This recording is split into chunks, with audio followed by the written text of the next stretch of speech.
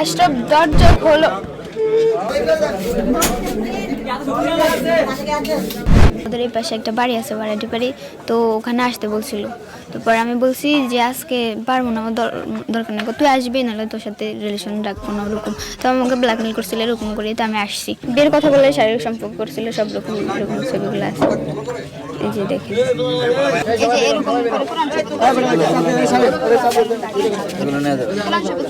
আমার ফোনে ডকুমেন্ট ছিল, ওর আব্বু ওর আফু ওরা আমাকে এখানে ধরে বালুর মাঠে ধাক্কা দিয়ে ফালায়, তারপরে মোবাইল নিয়ে তারপরে এখন ডকুমেন্টগুলো ডিলিট করেছে। ও আমাকে শপথ করে আমার সাথে এরকম করে আমার জীবনটা নষ্ট করেছে। আমার কোনো দাবি নেই, আমার দাবি একটাই যে আমাকে বিয়ে করতে চাই। সে যদি আমাকে বিয়ে না করে আমি এখান থেকে যাবো না, আমি যদি আমার নিজের জীবন শেষ করি, কারণ আমার এখন আর কিছু নেই, সব রকম সবার কাছে খারাপ। কারণ ওর জন্য আমার ফ্যামিলিতে সব কিছু আমি হারাচ্ছি, সব জায়গায় সব কিছু, বাট আমার মানিজ্জত সব রকম প্রমাণ আমার কাছে আছে, বাট এখন আমার কিছু করার নামে ওকে বিয়ে করতেছে, আর কিচ্ছু চাই না। এই জায়গা কোনো একটা পরিবেশ বলেন, এটা একটা পরিবেশ, এটা হই উল্লাহ একজন তো মা বোন সবাই দিয়েছে, এই হই উল্লাহ এটা কি?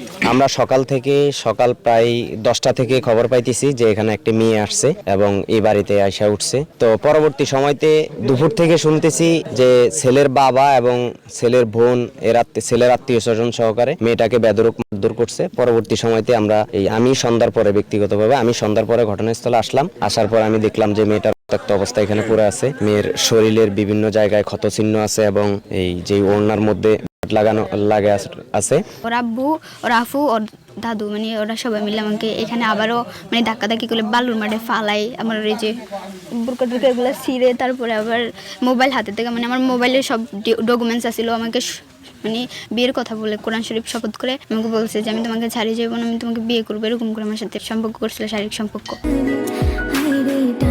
আমার মানে আমার অন্য কারোর সাথে হাসার পারমিশনও দিতে পারবো না। এবার থাকলে থাকো, নাইলে যাইতে পারো।